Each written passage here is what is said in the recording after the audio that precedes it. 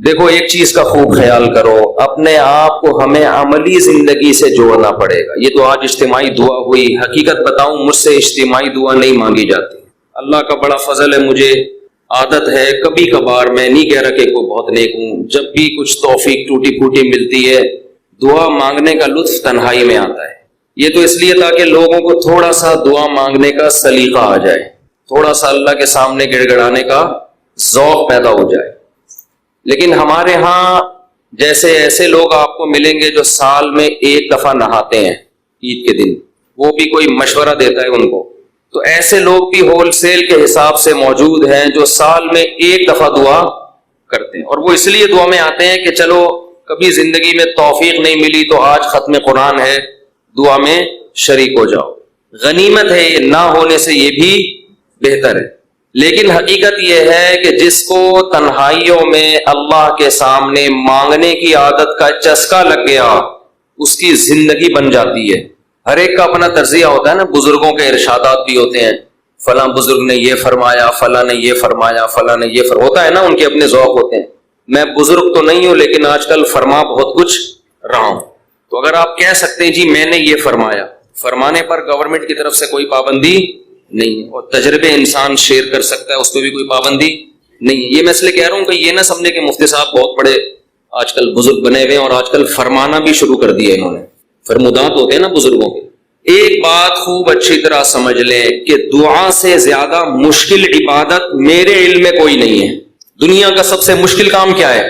دعا مانگ، اور دعا سے بڑی عبادت بھی کوئی بولو نا بھائی نہیں ہے، مشکل بھی اور سب سے بڑی کا مطلب کیا ہے؟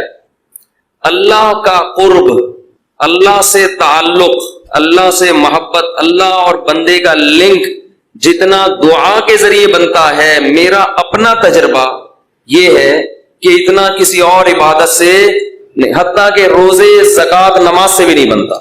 میرا تجربہ ہے، غلط بھی ہو سکتا ہے۔ ابھی میں نے ارشاد فرمانا بولا تھا نا، ارشاد فرمایا پر تو آپ تھکے ہوئے بھی ہیں، تھوڑا سا چٹکلے بھی سنا دیتا ہوں۔ فرمایا پہ بہت دفعہ ایک لطیفہ سنا چکا ہوں، نئے لوگ آ جاتے ہیں۔ ہمارے ایک دوست تبلیغی جماعت میں گئے، کوئی دیہاتی بھی ان کے ساتھ تھے۔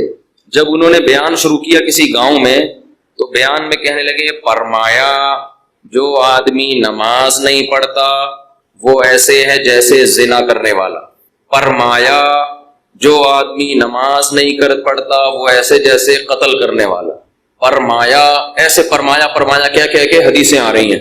یہ صاحب کہتے ہیں میں نے سوچا کہ یار یہ حدیثیں آج میں پہلی مرتبہ سن رہا ہوں، فرمایا ہم نے تو کبھی نہیں سنا کہ نبی نے ایسے فرمایا۔ کہہ رہے میں نے بیان کے بعد اس کو پکڑ لیا کہ یار آج تو نے اتنا کچھ کہا کہ فرمایا، ہم جب کہتے ہیں فرمایا تو مراد نبی نے فرمایا نا، تو یار یہ جو اتنی ساری حدیثیں تو سنا رہا ہے کہ جو نماز نہیں پڑھتا ایسے جیسے قتل کیا، جو نماز نہیں پڑھتا ایسے جیسے زنا کیا، تو کس نے یہ فرمایا؟ کہہ رہے ہم نے فرمایا۔ کیا کہہ رہے؟ ہم نے فرمایا۔ ہم نے کہا بھائی یہ تیرے فرمودات کے لیے لوگ یہاں نہیں بیٹھ، کچھ بھی فرما دیتے۔ لیکن جیسے اس نے کچھ بھی فرما دیا، گورنمنٹ کی طرف سے فرمانے پر پابندی نہیں ہے، لیکن اس نے تو ویسے ہی فرما دیا نا، لیکن میں جو کچھ فرما رہا ہوں اس کے پیچھے ایک تجربہ ہے، ایک لاجک ہے، ایک دلیل ہے، ایسے ہی ہوائی بات نہیں ہے۔ سب سے زیادہ انسان کو اللہ کے قریب کرنے والی عبادت دعا، سب سے مشکل عبادت بھی کون سی ہے؟ بولو، دعا۔ آپ کہیں گے یار یہ کہاں سے مشکل ہو، روزہ کتنا مشکل ہے، صبح سحری میں اٹھو، سارا دن جو ہے وہ نہ کھاؤ نہ پیو۔ بہت سے لوگ کہتے ہیں روزے میں اللہ صرف ایک گھونٹ چائے کی اجازت دے دیتا نا، صبح جب سحری کے بعد فجر پڑھ کے 1 گھنٹہ سو کے جب اٹھتے ہیں تو ایسا لگتا ہے جیسے قبر سے کسی مردے کو اکھاڑا جا رہا ہے، عجیب سی حالت ہوتی ہے نا اس وقت۔ اسی طرح آفس میں پہنچ جاتے ہیں، پھر اگر ایک آدھ گھونٹ چائے پینے کی اجازت ہوتی کیسے فریش ہو جاتے، لیکن اللہ نے اجازت نہیں دی۔ تو آپ کہہ سکتے ہیں اتنی مشکل عبادت روزہ، مفتی صاحب کہہ رہے ہیں نہیں دعا مانگنا اس سے بھی زیادہ مشکل۔ نماز کتنی مشکل عبادت، لیکن مولانا صاحب کہہ رہے ہیں یہ فرمایا بھی وہی فرمایا ہے جو اس نے فرمایا تھا۔ یہ کیا ہو رہا ہے بھائی؟ اس کو دنیا میں سب سے مشکل بات پتہ ہے کیا ہے؟ الفلاحیہ کا اسپیکر ٹھیک ہو جائے، ٹھیک ہے یہ کبھی ٹھیک، دیکھو اسٹائل دیکھو، ادھر بھی ڈالا ہوا ہے، ادھر بھی رکھا ہوا ہے، ادھر ایک اور لگا ہوا ہے، پھر بھی بیچارے لگے رہتے ہیں، یہ کہتے ہیں جنات ہیں۔ تو آپ کہہ سکتے ہیں بھائی کیسے مشکل ہے، اصل میں دعا۔ ایک اور اشکال ہوگا، آپ کہتے ہیں لوگ تو بہت دعائیں مانگتے رہتے ہیں، کتنی دعائیں مانگتے ہیں نا، صبح شام دعائیں مارکیٹ میں چل رہی ہیں ہول سیل کے حساب سے۔ اصل میں وہ دعائیں پڑھی جا رہی ہیں، مانگی بولو۔ دعا پڑھنا بہت آسان ہے۔